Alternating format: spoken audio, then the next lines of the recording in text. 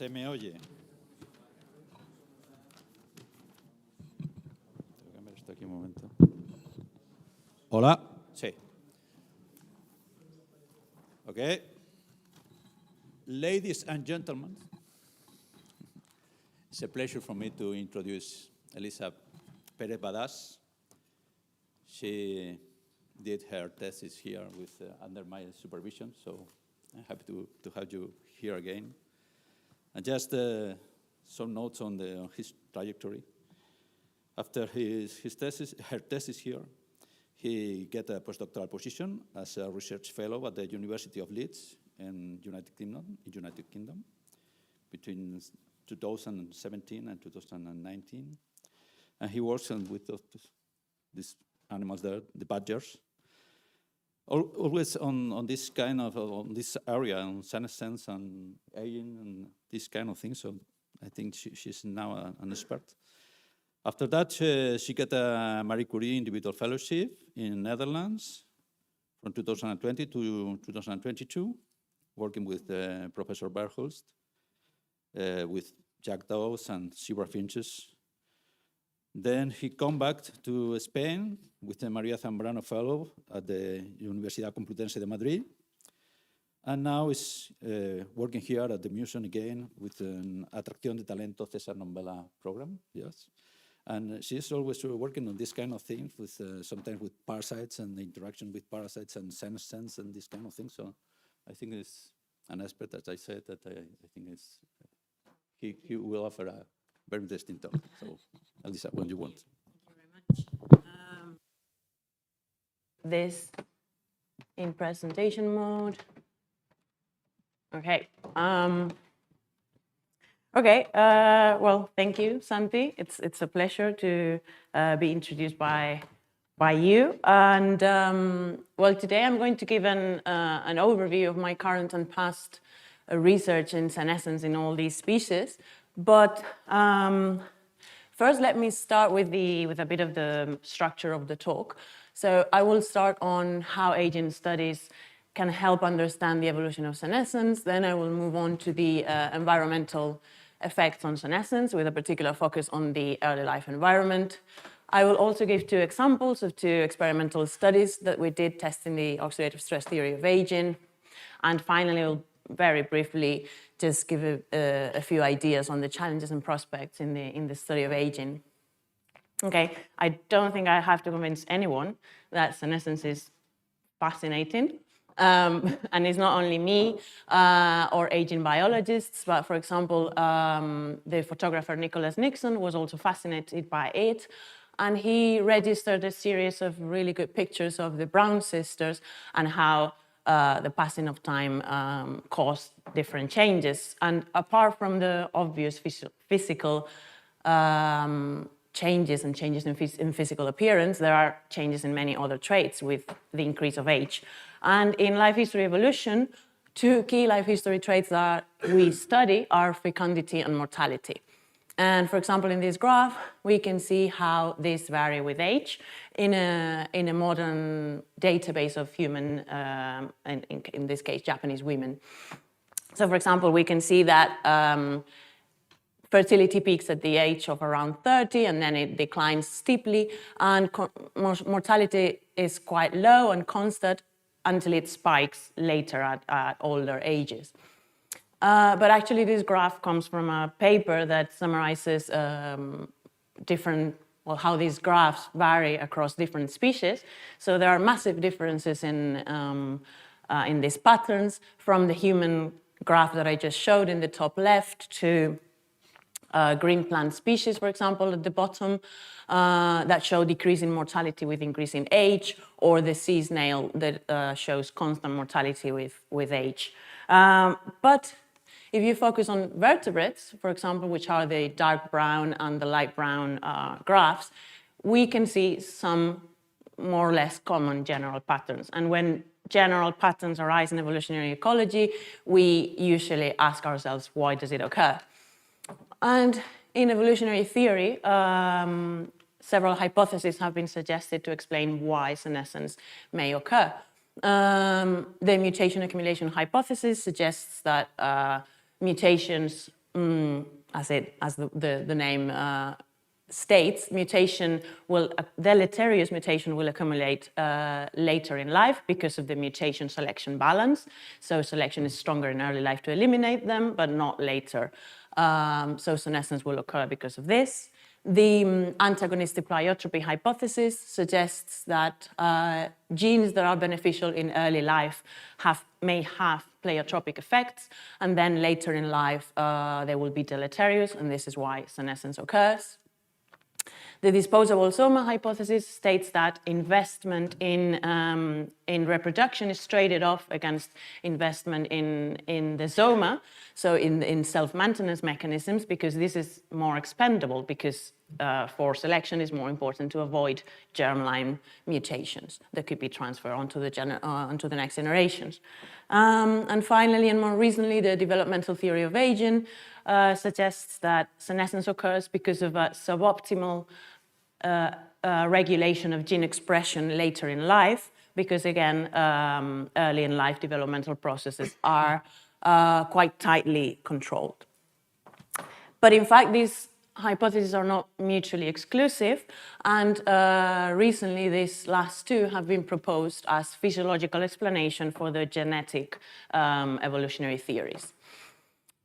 So to understand the evolution of senescence, multiple studies across taxa actually, and mainly across vertebrates, as you can see from this picture, have evaluated how these rates of fecundity, mortality, and probability of survival change with age. And we have found differences across these patterns, across species, but also within species. And there's still much unexplained variation, for example, among sexes. So there's not only across species variation, but also within species variation. So with this in mind, when one studies fecundity or the changes in fecundity with age, these changes are normally studied under the field of reproductive senescence, and actually reproductive senescence refers to the second part of the graph, so the deterioration or the decline in reproductive performance with increasing age.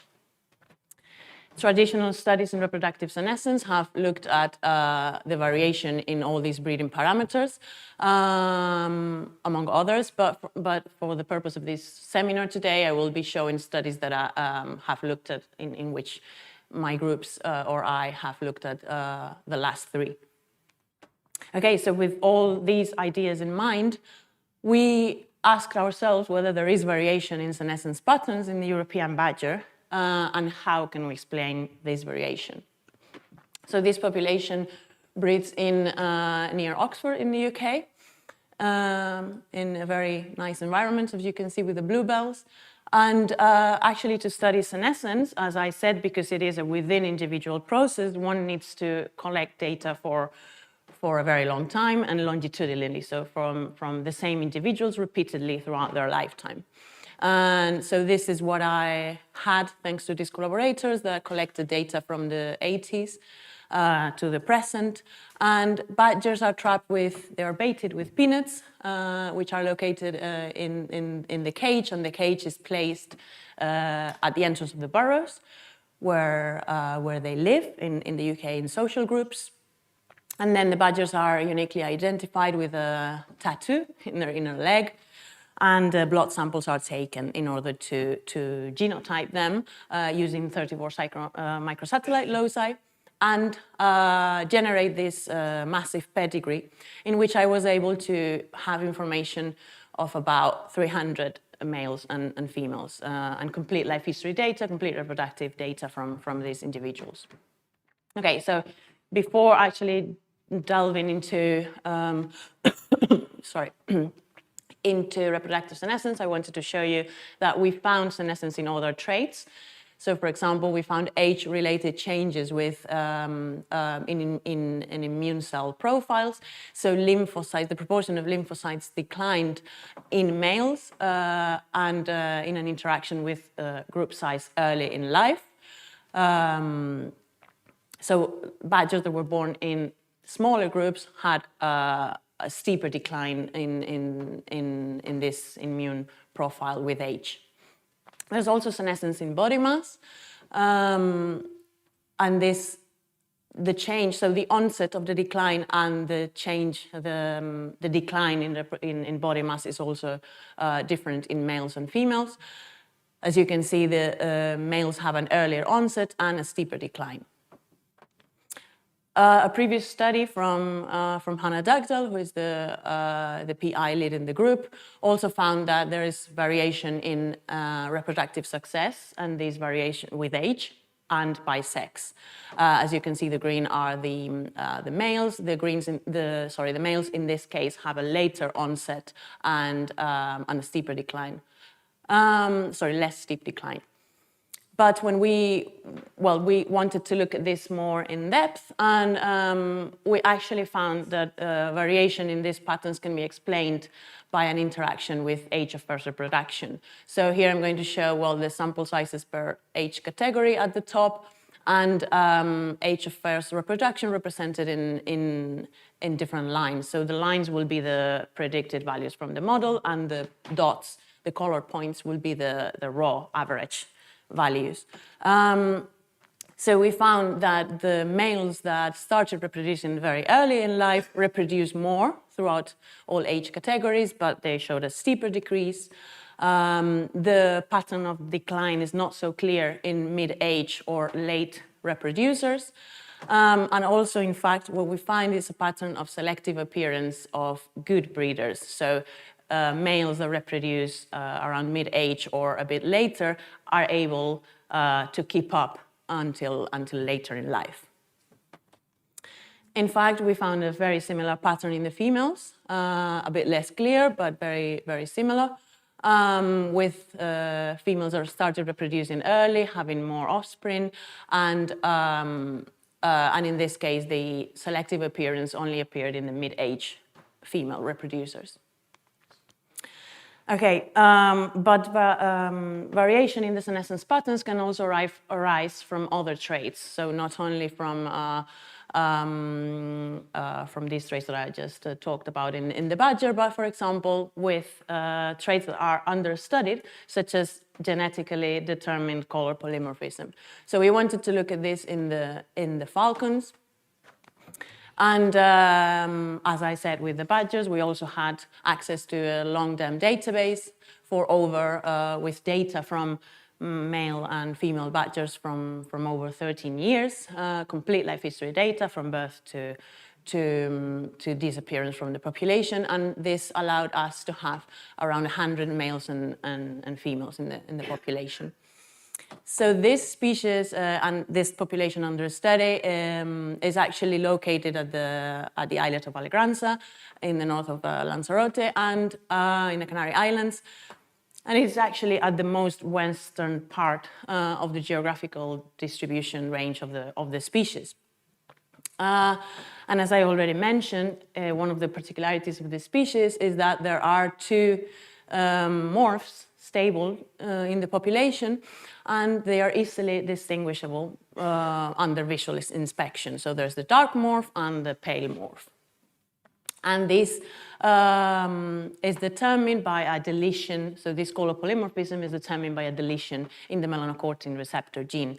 This gene has actually been suggested to have pleiotropic effects, so that there are morph-specific responses, immune responses, and morph-specific patterns in the antioxidant machinery. Okay, so to show you what happens with the senescence patterns in the falcon, before I have to take a few seconds to explain what statistical approach we followed here. And so we separated age in its two components, in the mean age and delta age. The mean age is simply the average of all the ages at which the same individual was sampled in the population, and the delta age is the age of sampling minus the average, the mean age. In fact, the mean age then represents the between individual effects, so population level effects, not really senescence or within individual patterns. To look at senescence and within individual changes with age, one has to look at the delta age. Okay, so here I'm going to show how the within individual effects were, with respect to number of fledglings produced, are determined by sex or by morph. So in males, we found that there was no clear senescence pattern. You can see again the raw averaged points there, and the dark points are the dark morph, and the white are the pale morph. However, in females, we did find this decline in reproductive performance with age. However, the patterns were different across morphs. So the dark morph had a steeper decline. And we hypothesized that this could be due to an additive interactive effect between sex hormones and the production of melanin in the dark morph, which only appeared in females. But further experimental studies that we have planned already in the population should be able to confirm this hypothesis. Okay, so as I was saying before, when we looked at the population level effects, so the between individual effects, we found actually very strong population level effects, showing a pattern of selective appearance of good breeders at later ages, similarly as to what occurred in the badgers. So had we not separated between these two effects, we would have missed the senescence pattern that appeared in the females, because these effects were much stronger. Okay, so far I've talked about how senescence rates vary with life history strategies in two species, or with genetically determined polar polymorphism, which also determines life history, morph-specific life history strategies. Okay, moving on to the environmental effects, and especially the early life environment. Well, I also don't have to convince the audience that the early life environment may have a profound impact on performance later in life. And in fact, there's even a phrase for it. Apparently, it comes from the Middle Ages, and it refers to the fact that being born to a wealthy family comes with significant advantages in life, as we all know. And this is actually the idea behind the silver spoon hypothesis in evolutionary ecology, which states that the individuals that are born under benign conditions early in life will always outperform individuals that are born under harsh conditions. Indeed, there are several studies in evolutionary ecology showing that this is the case, and that there's a positive relationship with the early life environment and survival or fitness. In terms of senescence, it is also the case, and there's even a meta-analysis showing that this positive effect of the early life benign conditions is seen in terms of slowing down the decrease in aging, the decrease in the decline. And however, there are contrasting results, and some studies do not find this. For example, this study, but others as well, and for example, this study in the pied flycatcher found that instead benign conditions early in life advanced the onset of the decline. Okay, so it seems that early life effects, there is a gap of knowledge on how the early life effects or how this complex environment that we experience during development may affect senescence. So with this in mind, we ask ourselves, how does the early life environment shape variation in adult life performance? And if you remember what I talked about, what I said about the falcon population, it was located at the western side of the geographical range distribution in the Mediterranean for these species. And it is actually highly dependent on the climatic conditions, and especially on the winds. So here in this graph, you can see how when the winds are favorable for the falcons, the migrating passerines from which they feed on, they pass really near the island. So the hunting trips of the falcon are actually really near the island, as you can see in red in this smaller plot. However, when the conditions are not favorable, the migrating patterns are pushed towards the African continent, and the longer trips that the falcons have to make actually correlate with really long food gaps for the nestlings during development. So this determines a population response in which, when the conditions are good, productivity in the population is really high. So the number of fledglings produced in the population. So productivity is negatively correlated with these food gaps. So this led us to think, and it's actually been shown in previous studies, that the wind component is a very good proxy for the early life environmental conditions that the nestlings will experience. Indeed, when we use this variable to characterize the early life environment, we found that a really interesting interaction with lifespan. So the relationship between the early life environment and reproductive success is lifespan dependent.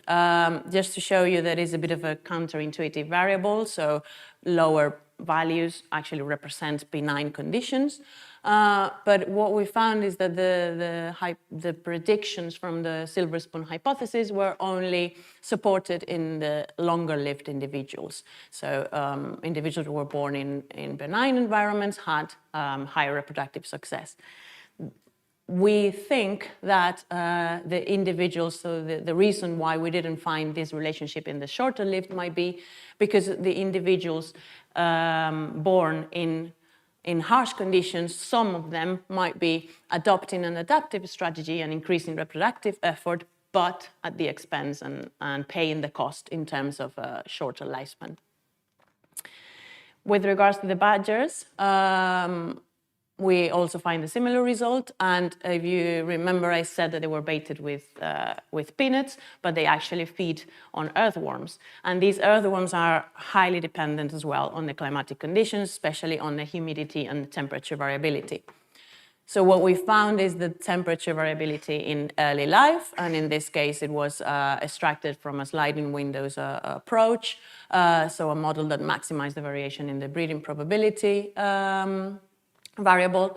We found, as I just said, a similar pattern as to what we found in the falcons, that this relationship was lifespan dependent, and it didn't appear in the shorter lived, but it did appear in the longer lived individuals.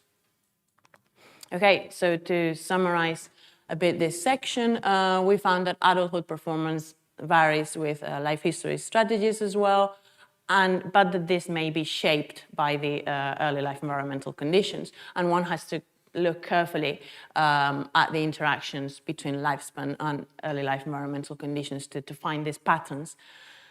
But the question still remains, what might be the mechanism underlying the long-term impact of the early life environment on senescence?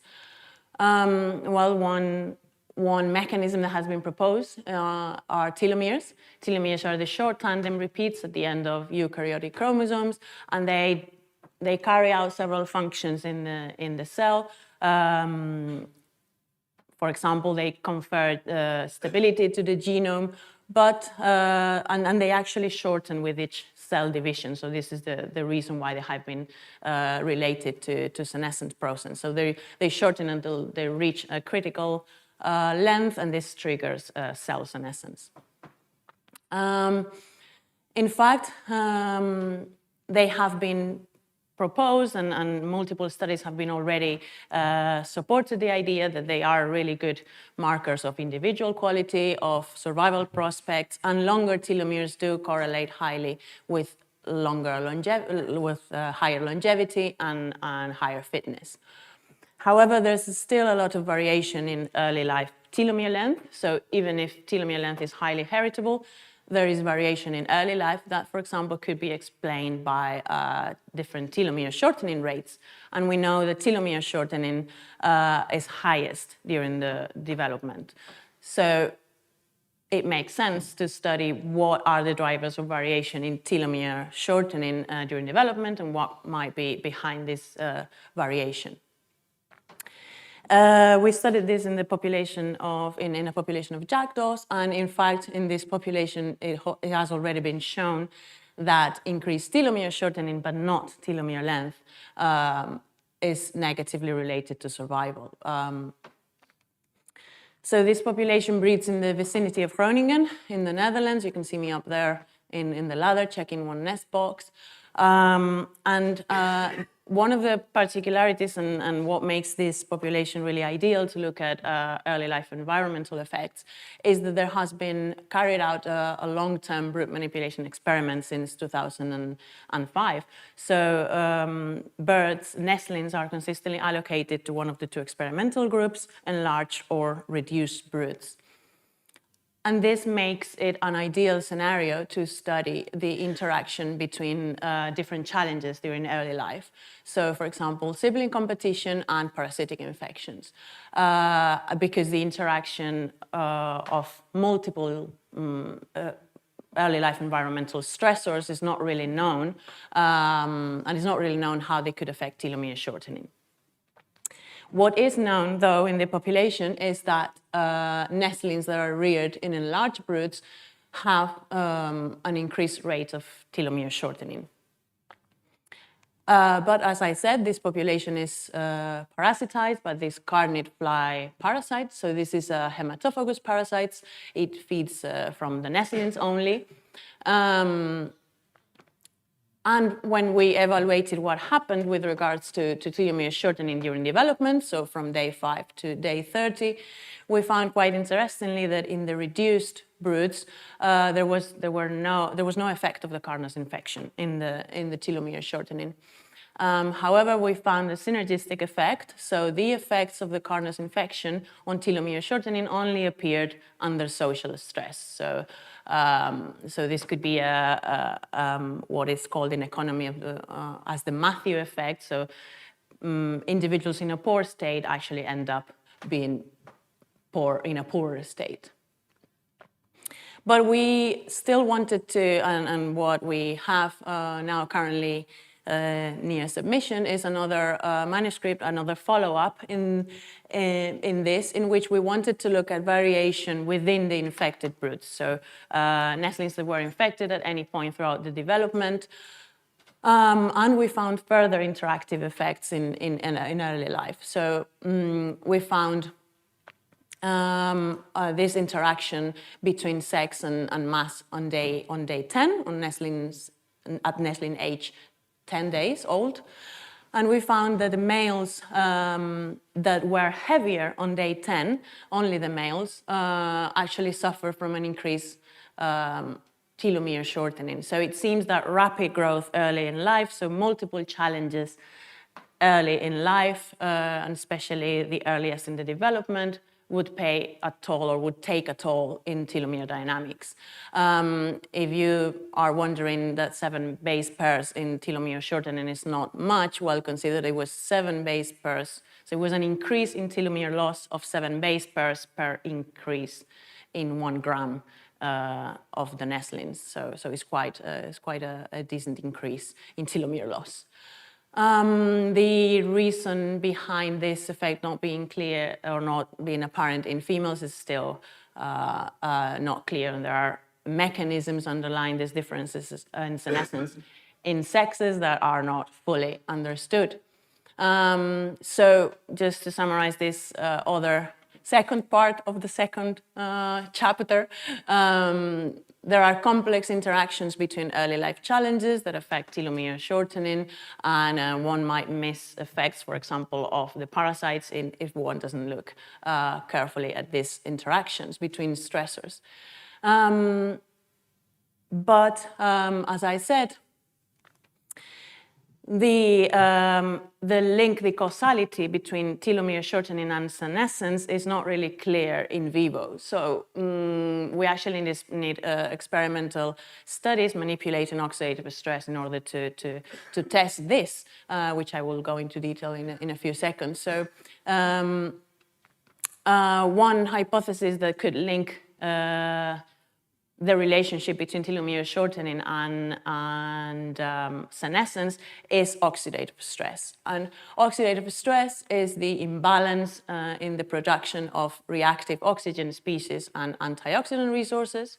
So reactive oxygen species are produced under normal cell metabolism, but when the antioxidant resources cannot counteract these damaging molecules, then the cell enters this status of oxidative stress. And the oxidative stress theory of aging has suggested that with age, the antioxidant machinery will not be able to counteract this oxidative stress. So this oxidative stress will accumulate and generate a cascade of processes that will contribute to aging. In fact, telomeres, because of the high content in guanine, they are targets for oxidative damage and damage caused by ROS. So this has motivated studies on the relationship between oxidative stress and telomere attrition, but most experimental and clear studies were done in vitro. In vivo, we don't have a clear picture of what's going on yet. So actually, during my PhD thesis, as Santi mentioned, which I did here in the museum, we thought that we could test this in a population of blue-tits breeding in Segovia.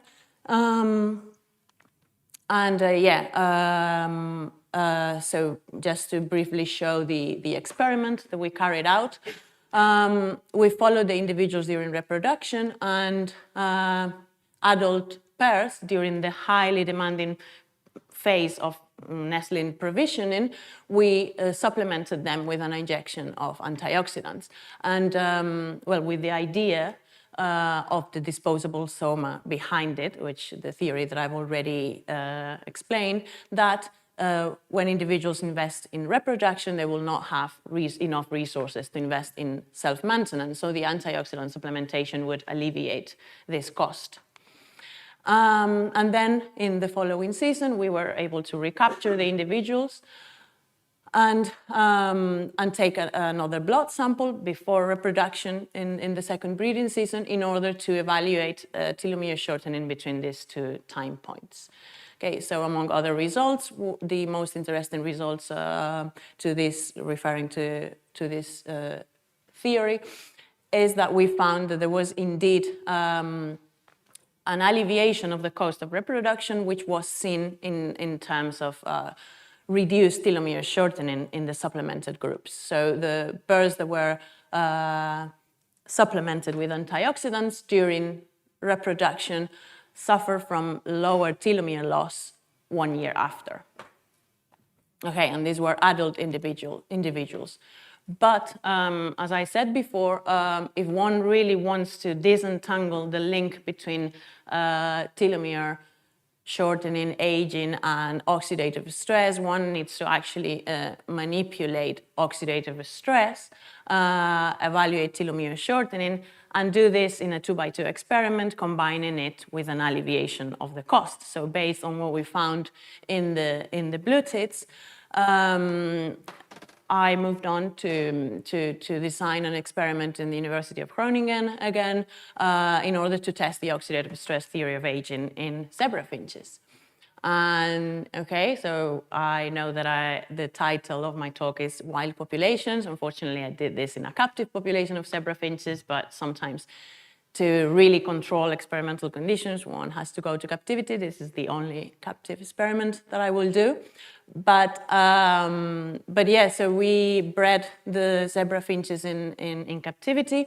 And when we found hatchlings, so when the adult pairs were successful and when their nestlings were 5 days old, we moved them onto one of the following two experimental groups. Okay, so we had a normoxic environment, so with 21% oxygen, as there is in the atmosphere, and the other cabinet, which was a homemade cabinet, contained an experimental manipulation of the oxygen they breathe. So they were allocated to a hyperoxic environment in which the oxygen was put up to 40%.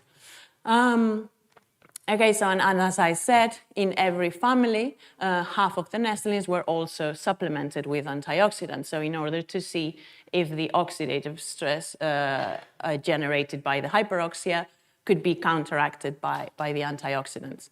Okay, so what you need to know here is just that we sample the nestlings before, during, and after the oxygen manipulation. So in this case, as with the jackdaws, we used, in order to measure telomere length, we used the telomere restriction fragment technique. I will not go into detail about this technique, but this is considered the gold standard technique of telomere measurement because it measures the telomeres in actual base pairs. So what you need to know is that after processing, one comes up with this gel picture in which we can evaluate telomere length. And this is an example of one individual. So all 4 samples from one individual were placed in the same gel to avoid gel identity differences. And after processing this gel picture, one gets these graphs. So these represent the distribution of the telomere lengths in the whole blood sample, so in all the cells. So this means that one can find, one can study the telomere length averaged, or evaluate the different percentiles. And the lowest percentiles will correspond to the shorter telomeres in the sample, and the highest percentiles will correspond to the longer telomeres in the blood sample. Okay, so with this in mind, I'm going to show here the estimate from the Bayesian model that we extracted for the hyperoxic conditions. And I'm going to show then the telomere length changes at different ages. So basically, I will be showing the base pair loss from the day 5 in the hyperoxic cabinets as compared to what happened in the normoxic cabinets. So a different from 0 will indicate that there was a difference in the shortening happening in the control individuals.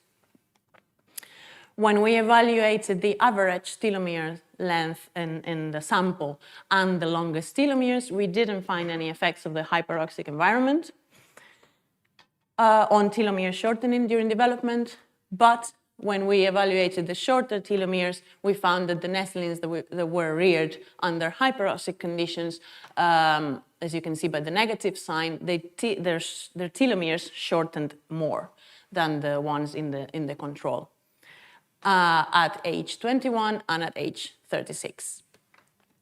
But very interestingly, we found that this supplementation, this antioxidant supplementation in the nestlings in half of the brood actually was able to counteract this telomere loss. This is not telomere elongation, but actually the counteracting the effect, the hyperoxic effects. However, as you can see here from the day 70 samples, there was no difference with respect to the controls. So this was a transient effect. So this only this was only apparent during development and during the oxygen manipulation. So with this, we showed the first evidence of the impact of oxidative stress on telomere shortening, which actually could be counteracted by an antioxidant supplementation. So we found some indirect evidence and experimental indirect evidence of the oxidative stress theory of aging in the zebra finch. Okay, so just to summarize a bit, all variation in senescence rates can be explained by looking carefully at life history strategies or phenotypic effects. When we look at the environment and the early life environmental effects, interactive effects between environmental stressors may shape variation in lifespan and in telomere dynamics in several species. But the long-term impact of these interactive effects of the early life environment still needs to be studied. And we found some indirect evidence of and experimental evidence of the oxidative stress theory of aging, but the mechanisms underlying senescence are still far from being fully clear. So this is actually what motivates my current research and hopefully my future research, because there's this seminal paper that came out not long ago showing the hallmarks of aging, so all the processes that may be actually primarily contributing to aging, and telomere shortening is just one of them. So my idea is that actually one needs to look longitudinally and experimentally at how the interactions between the early life environment actually interact with reproductive effort later in life to shape senescence patterns. And we can do so in the jackdaw population because, as I said before, they have this long-term brute manipulation experiment, but the manipulation experiment is also carried out throughout adulthood. So we have samples from adults that we plan to analyze as well and to see how the interaction between the early versus the adult life environment shapes senescence. And I also want to carry, and I think it is very important in senescence studies to carry an integrative approach. So what I'm embarking upon now is the study of whole genome expression in terms of RNA transcriptomics. So I hope that in the future I have more to tell you about this. I'm also very interested in the social effects on aging. I have already talked to you a bit about how social competition might affect senescence or the underlying mechanisms of senescence in terms of telomere shortening. But what happens with species that are true cooperative breeders, such as the acorn woodpecker? So I have this collaboration with Eric Walters in California that studies the acorn woodpecker, which is a cooperative breeder, and actually nestlings from the previous breeding seasons sometimes stay and help instead of becoming breeders. So I'm wondering whether actually having lower or high numbers of helpers in the social group could actually slow down senescence in the dominant individuals, so in the ones that reproduce as opposed to the ones that help. And also studying this in terms of RNA transcriptomics. Another thing I'm very interested about are anthropogenic effects, because, with the growing human population and the recent technological advances, there are still many anthropogenic effects that are not well understood, or how can they affect senescence rates in wild populations. And I plan to study this in the European roller population in collaboration with Paco Valera, which is a really good population in order to study the effects before and after an intervention, because there was, we have data on the reproductive history of these species before and after the installation of this 20 or over 20,000 solar panels. And with that, I just want to thank you for listening, and I will leave this up during the questions if anyone is interested.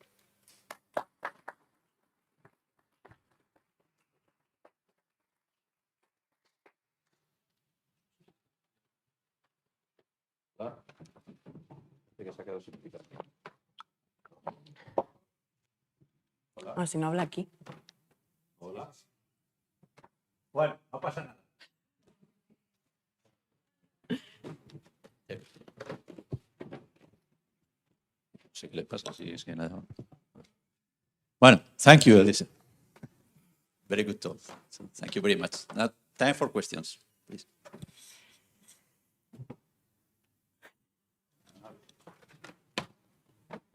Hi, thank you. Very nice talk. I have a doubt about the Eleonora's falcon. You found that the late individuals, the individuals that were older to incorporate to the breeding population, had a higher reproductive success per year. Annual reproductive success.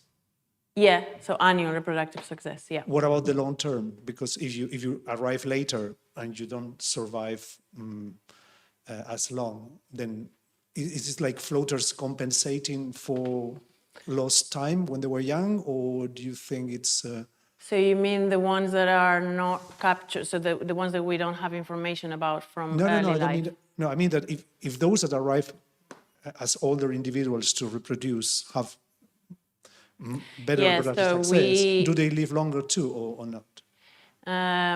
So I don't have information on the ones that arrive longer, the ones that arrive later, because so in this data set, we use the ones that we know from birth. So we know them, so we recapture them from birth. The ones that, because the other ones are not banded, so we don't know the age of them. So I don't know, so I would assume, I mean, I wouldn't know the life history of those, so meaning that we wouldn't have information on the reproductive status. So in this case, what I found is that the ones, so actually the ones that are good quality individuals, they keep reproducing until late, and this drives the population level pattern.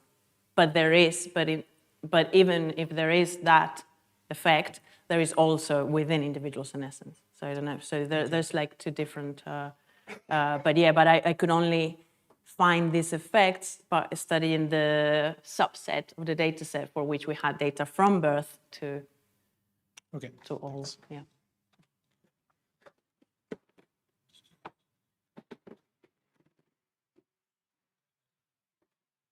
Thanks, Elisa. Really nice talk. I really enjoyed it. Thank It's amazing, these data sets, long-term experiments. I have two technical questions. One is this relationship between telomere length and aging is something general for all vertebrates or only for birds and mammals? Maybe endoterms? So there are studies in Drosophila as well. I think they're a bit different, but yeah, they do shorten as well the telomeres. I don't know the particularities, and there are studies in reptiles. So yeah, mostly vertebrates that I think of. There are studies in crickets as well. But yeah, it's mostly vertebrates because so all eukaryotic cells have the telomeres. And the process of telomere shortening, but the relationship with longevity, survival, fitness, and it's only mostly been established in vertebrates. Yeah. Maybe it's where we looked. No. Yeah. Maybe it's a bias of where people have looked at. I don't know. Yeah. And the second question is, how do you measure this technically? So it depends on the study. I've used both techniques. There are others as well, but I've used the quantitative PCR and the TRF, so the telomere restriction fragment technique. The qPCR, so it's just a comparison. So it's a relative measure of the telomere length with respect to a sample, to a control sample in the population, and with respect to the gene DAPH. And the TRF technique is actually, so it gives the measurement in base pairs. So you also extract DNA very carefully, because it is really sensitive, this technique, and then you hybridize it with a radioactive nucleotide, so with phosphor 32, and that binds to the overhang of the telomeres, and then you get the radioactive signal, which is photographed in a phosphor screen, and then you get this gel picture, and the smear will represent the distribution of the telomere length in the sample. So we process that with a whole load of mathematical formulas, and then we get the actual base pairs. Using the ladders. So it's a very sensitive technique. It's really highly repeatable. So there is a 98% correlation. I don't know if I have it. I probably have it here. Yep. So there you can see how highly correlated the day 5 with the day 30 telomere measurement is. So it's really, really sensitive. So an individual that has long telomeres will always have long telomeres, but there's still leeway. So there's still telomere shortening in that could be explained by environmental stressors, which is what I think is going on. But yeah, you can see that the correlation is almost perfect. So it's a really good technique, and you can get, but it's radioactive. So very cool. Thank you.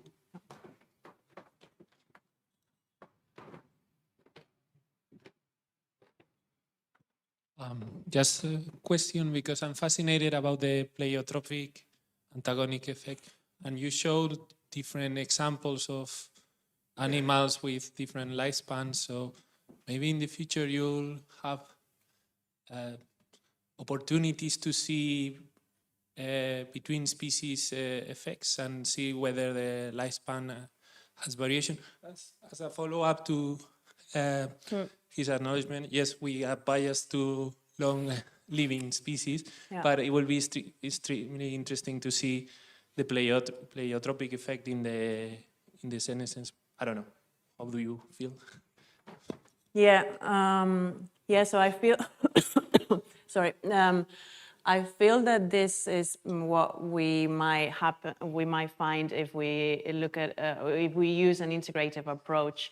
So if we use not only telomere shortening, but also, so in the group, in Croning, and we're also looking at DNA methylation, and so when I look at gene expression, for example, I might be able to find something like that, so that there is a gene that has been expressed, but actually, in terms of vital rates, we see some other correlation. So yeah, I'm actually also really puzzled by it. And in fact, when I was doing this talk, I mean, I actually just have more questions rather than answers. But so yeah, definitely, and yeah, between species variation would be really interesting to look at. I actually plan to look at that in a range of social species. So so going from more colonial breeding species to actual really real cooperative breeders, such as the acorn woodpecker. So that would be, yeah, definitely a between species study. And yeah, and I wanted to say something else, but I forgot, so maybe we can say it with the beer.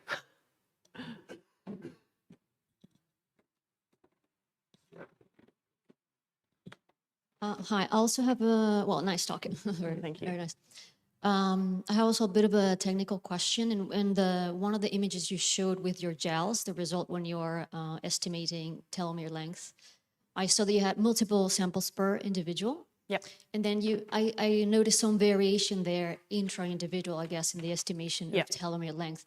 Is that, in your experience, a problem, or you find it to be very homogeneous always, or like how is it? Is it very variable, or not really? Like, you're not concerned? It's not a point of concern. Oh, sorry. No, yeah. I mean, we don't need to say. So you mean in the gel picture that I showed here? Yeah, here, for example, like There's some variation, but like, to what degree is that important? You know? So well, because this is a gel from the hyperoxic versus the normoxic experiment. Oh, okay. So we do so these are the ages of these are the 4 samples from the different ages. So I do expect the variation in here. Okay, but you usually take different samples from one individual to estimate telomeres, or is it like, how does that work? Yeah. So even if there's still a really high correlation within individuals, but we still see some variation, and we try to explain that variation. Yeah. You use an average usually of what you find. Yeah. So the thing is that usually for the jackdaws, for example, we use the average because it's a perfect Gaussian distribution.